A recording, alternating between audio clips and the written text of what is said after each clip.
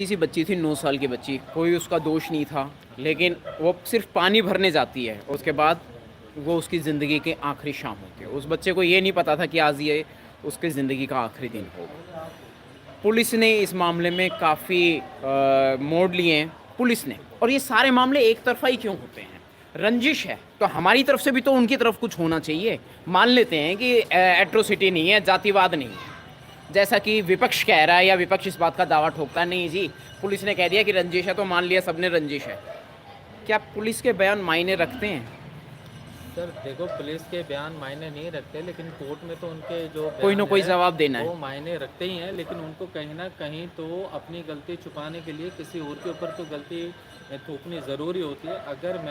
अगर पूरे भारत की या पूरी इसकी बात करता हूँ तो करीब करीब 8 मिनट में एक लड़के का शोषण होता है, जी। और उसके अंदर से 2 से 3 ऐसे लड़के होते हैं जिनके अंदर कलिस मौजूद होती है। लेकिन बहुत सारे ऐसे केसेस होते हैं जो रजिस्टर्ड ही नहीं हो पाते। ठीक सच्चाई। है, अगर मैं नांगल की बात करूं या हाथरस की बात कहूं, तो वो तो ऑलरेडी पूरा फेम में रहा। उसके बावजूद देखो क्या हुआ, क्या मनवाद लोगों की या उनके सारे बहुत सारे लोगों के साथ क्या हुआ, उन सारे लोगों के साथ आज भी जैसे केस था वैसे चल ही रहा है।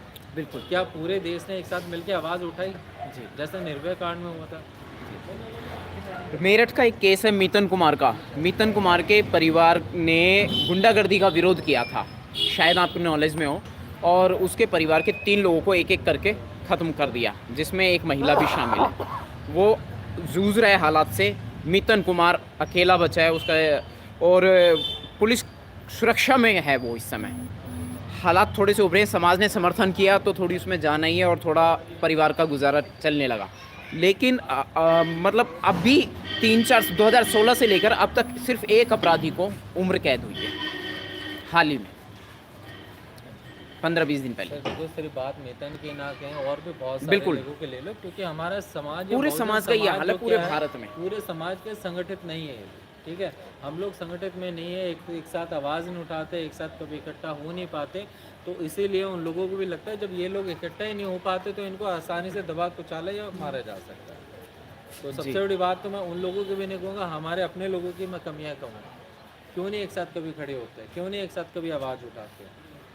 हमारी जो हालात है आज उन आपको नहीं लगता बहुजन समाज के साथ कुछ ज़्यादा होता है कि दबा कुचला समाज है, हाँ जी। हालात से, अपने हालात से नहीं उबर पाता, दाल रोटी से ऊपर ही नहीं उठ पाता कि आगे तो इस संगठन की तो जब सोचे जब इकट्ठा हो।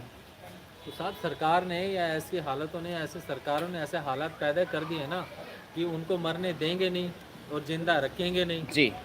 कुल मिलाकर देश क्या क्रांति की तरफ जा रहा है अगर हम लोग इकट्ठा होते हैं, संगठित होते हैं और आगे बढ़ते हैं? हाँ बिल्कुल, अगर आने वाले क्रांति टाइम के में बिना बात आगे नहीं करें, बढ़ अगर पाएंगे। आने वाले टाइम में बात करें तो हम लोग सिर्फ एक कार्यकर्ता बन के नहीं रहना चाहिए।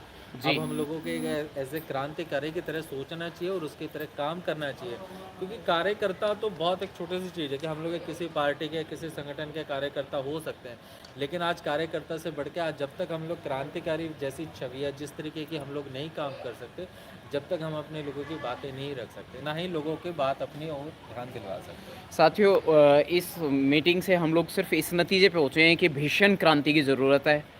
अपने जज्बातों में कहते हैं ना कि वो रस्सी भी उसको काट देती है, करत करत अभ्यास से जड़मत होत सुजान। और पत्थर पे ऊपर भी रस्सी से कुछ सालों में निशान पड़ जाते हैं। क्योंकि तो बाबा साहब ने बहुत साल पहले एक मूल मंत्र दिया था कि शिक्षित बनो, संघर्ष करो, संगठित रहो। अब हम लोगों में कभी शिक्षित इतने हुए नहीं और संगठित होने की कभी कोशिश नहीं करी। संघर्ष कर रहे हैं सिर्फ अपने जीवन के साथ, रोज़मर्रा जीवन के जी बिल्कुल। साथ, जी रोजी रोटी के साथ। और उसके लिए हम लोगों ने तो समझा नहीं, लेकिन मनुवादी ज़रूर लोग समझ गए कि इनको अगर संघर्ष ही करवाना है, इनको संघर्ष ही करवाएंगे, बिल्कुल। संगठित नहीं राइट। होने देंगे सच्चाई। इनको बिल्कुल। रोजी रोटी के लिए तड़पाएंगे, तरसाएंगे, मारेंगे, इनका पेट भरने नहीं देंगे और इनको भूखा मरने नहीं देंगे। ये सच्चाई। इससे बड़ी बात उन्होंने कभी कही नहीं। और हमारे समाज के लोग भले ही देर से सही, लेकिन जिस दिन समझ में आएगी उस दिन बहुजन क्रांतिकारी आ जाएगी। बिल्कुल। और जिस दिन हम लोग ये सोचेंगे कि हमारी वहाँ पे हत्याकांड हो, हमारी बहन बेटे के साथ वहाँ पे गलत हुआ, जी ये जी। कभी दूसरे समाज के लोग सोच भी नहीं सकते। क्यों सोचेंगे फिर?